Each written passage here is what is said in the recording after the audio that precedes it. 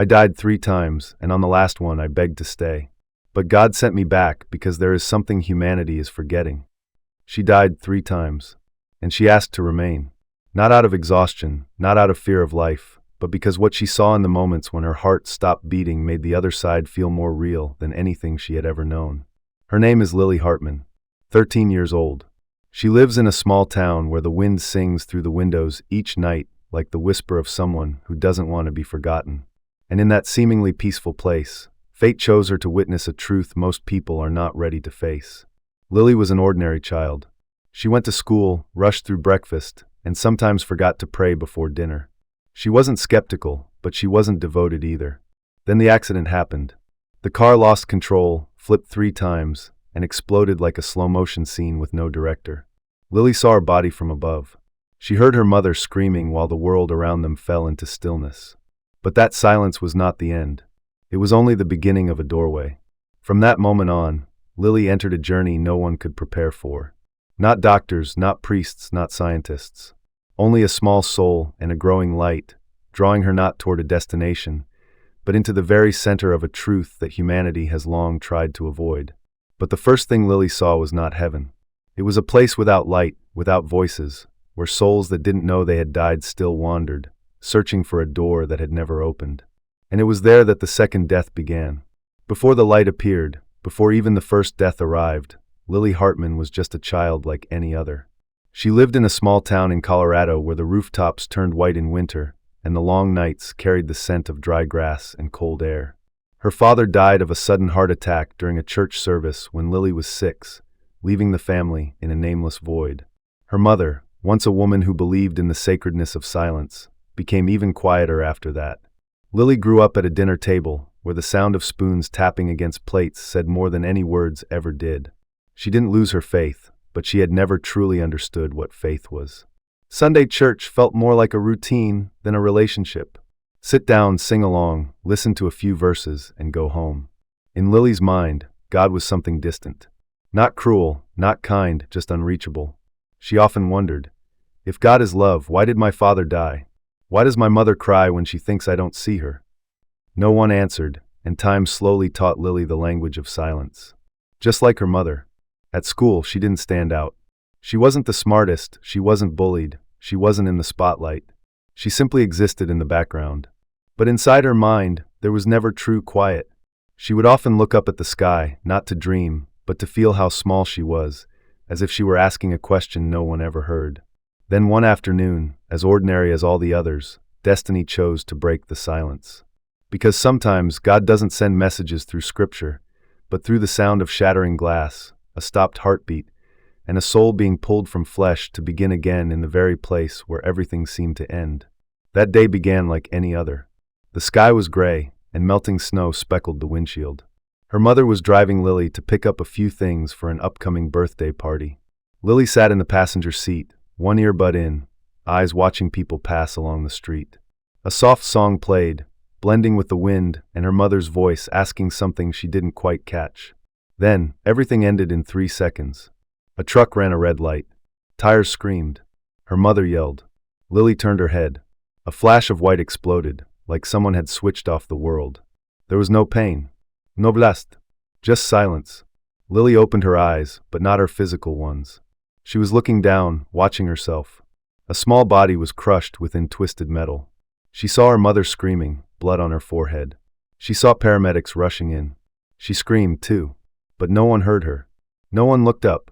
She reached out, trying to touch someone, anyone. Her hands passed through everything like smoke. Light. Cold. No sensation. She was no longer a body. She was something else. At first, Lily panicked. But then a strange calm came over her, as if a voiceless whisper told her not to be afraid, that she was now standing in the middle of what was truly real. She saw light begin to surround her, not blinding or harsh, but warm like an immense embrace. No more pain, no more time. Only a weightless relief, like she had never been burdened with a body at all. And in that moment, something began to pull her back. Not forcefully, but gently and irresistibly, like a thread tied to her chest tugging her home. Lily wanted to stay, but something unspoken told her it wasn't finished. The light vanished in an instant. Her eyes opened inside the ambulance. They were shocking her for the 3rd time. She gasped like someone rising from the depths of the sea. But that was only her first death. And the strange thing was, after coming back, Lily didn't fear death. What she feared was what she hadn't yet seen. Because her second death, only a few hours later, would show her something no book on earth could ever prepare her for. Beauty doesn't always come from the light, but from the truth a soul can no longer run from. The second time Lily died, it happened during emergency surgery. The heart monitor went flat, a cold, unbroken line across the screen. But for Lily, that moment wasn't an ending. It was another opening. This time, there was no confusion, no desperate calling out. She stepped into the light as someone who had been there before, someone who had only briefly stepped away. And the light was no longer just a white curtain. It was space. It was music. It was the fragrance of memory. It was every beautiful feeling she had ever known, all alive at once. There was no sun, yet everything glowed. No instruments, yet melodies flowed around her.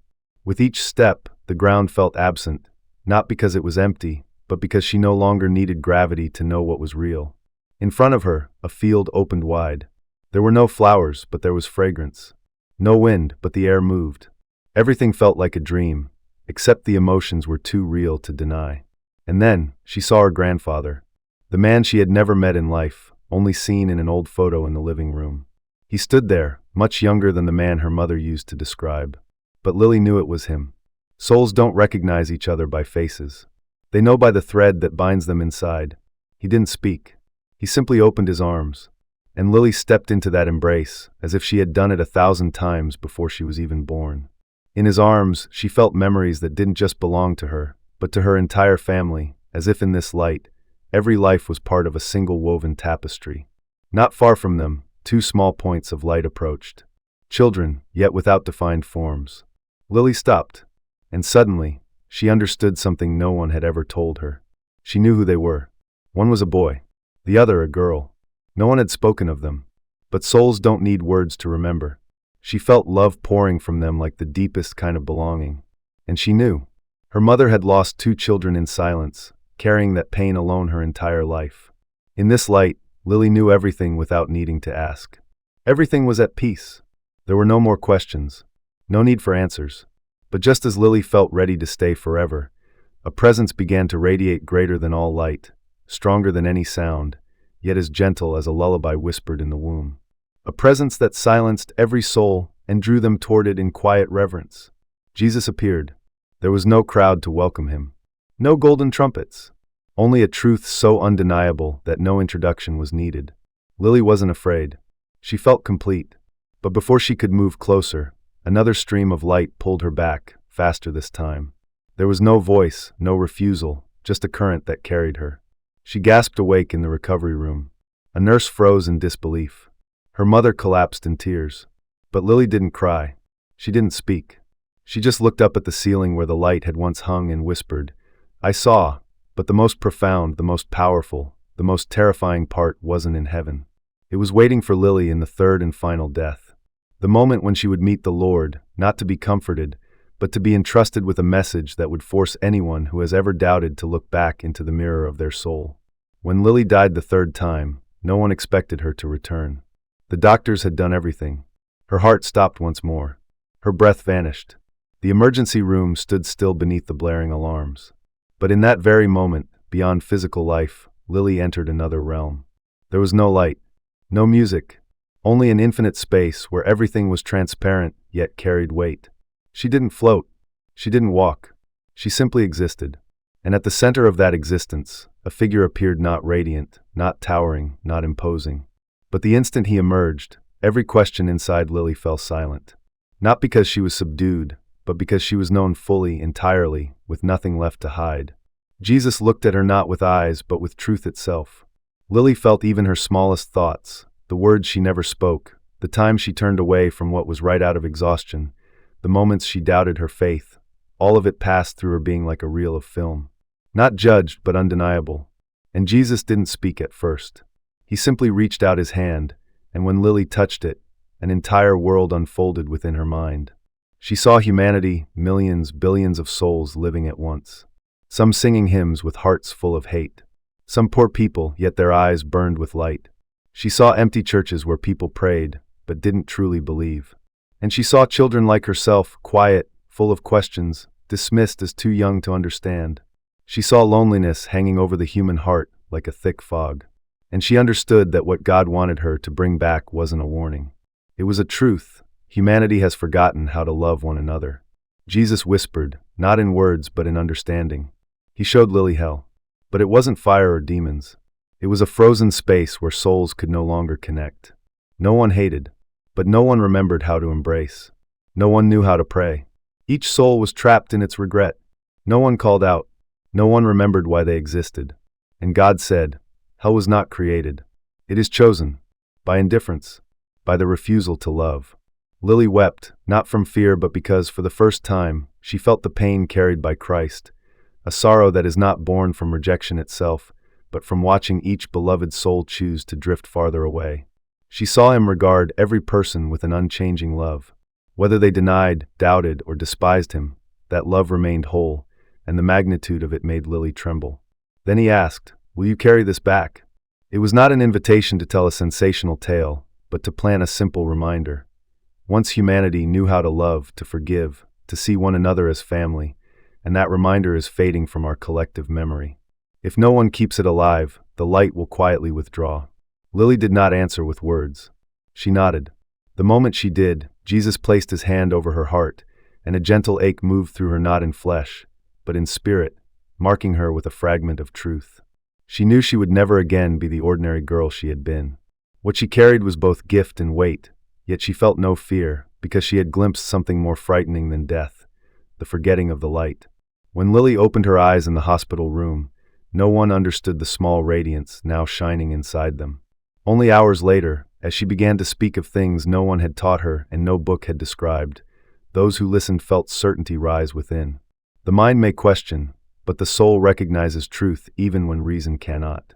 When Lily opened her eyes, the room was flooded with harsh hospital light, colder than the radiance she had just left. The doctor froze in mid-motion, the nurse dropped her pen, and her mother broke into tears, yet Lily neither panicked nor asked where she was. She simply stared at the ceiling as if confirming that she had truly returned. After a long moment, she whispered, "He said we are forgetting how to love one another." No one understood at first, and they dismissed her words as delirium. Yet hours later, when Lily began to speak with a strangely gentle voice, everyone in the room felt something shift inside their hearts. She did not tell her story like someone recounting a dream. She spoke as one remembering a truth long known. She described the space between souls, the cold that does not come from temperature but from loneliness, the people standing in the light, yet unable to step forward because they could not forgive themselves, and the souls who could be saved the moment someone called them by name. She said, "We are not condemned to hell. We walk into it ourselves every time we choose indifference instead of opening our hearts." Lily did not preach, she did not shout, she did not threaten. She spoke with her eyes, and even the hardest faces bowed, not out of fear but because beneath the dust of their daily lives, they sensed a soul that once knew how to love, to trust, to hope. Each day after her return, Lily wrote in small notebooks. She recorded every detail Jesus had shown her, not to keep a diary but to guard against forgetfulness, because his final instruction was not "tell the world you met me," but keep that light alive within you so that anyone who looks into your eyes will remember that they once knew the way home. Not everyone believed her, and Lily understood that the real test had barely begun. Carrying light is easy. Keeping it alive in a world that doubts its existence is the challenge that lies ahead. In the chapters still to come, Lily would face what no one had taught her: how to plant a seed of faith in hearts that have given up. Lily returned to school 1 week after leaving the hospital. Nothing on campus had changed. The courtyard still buzzed with voices, laughter echoed down the halls, teachers kept teaching, and friends chatted about movies and social media. Yet Lily herself was different. It was not distance or pride, but a quiet depth in her eyes, as if she carried a secret too large to express. Some students whispered that she was a miracle. Others claimed her story was only a trauma dream. A few scoffed, while some remained silent, but watched her longer than usual. Lily offered no explanations and started no debates. She simply sat apart and wrote, not a diary but careful notes meant to preserve every sacred detail before the tide of ordinary life could wash them away. One afternoon, a teacher knelt beside her desk and asked whether she was certain she had seen God or if anesthesia had played tricks on her mind. Lily smiled and did not argue. She understood that truth never depends on winning an argument. It only asks to be lived. If the light is real, it proves itself. Sometimes during recess, a classmate would sit beside her, remain quiet for a moment, then ask what she saw when she died. Lily would answer without grand words, explaining that heaven is near enough for any heart that stays warm, that God rarely shouts but waits for us to listen, and that a soul need not die to awaken but only pause and hear. This story is not only about Lily, it is about you who are reading or listening. The message God entrusted to one girl is meant for every soul walking through life while forgetting who they are. The final part carries a gentle reminder that no one should miss. Lily had died 3 times, yet a single glimpse of truth was enough to change her forever. She did not become a preacher, did not write a bestseller, did not appear on television. She stayed in her small town, went to classes, helped her mother in the garden, and studied for final exams. Still, anyone who spent time with her, anyone who met her gaze, felt something inside begin to crack open, a hairline fracture just wide enough for light to slip through. God never asked anyone to shout his name. He asked for lives lived in awareness. In her quiet way, Lily became living proof that death is not frightening. What is frightening is living while forgetting that the soul once knew the light. The last words she whispered before stepping away from the camera were these: "He didn't ask me to change the world. He only asked me to remind people they can still come home."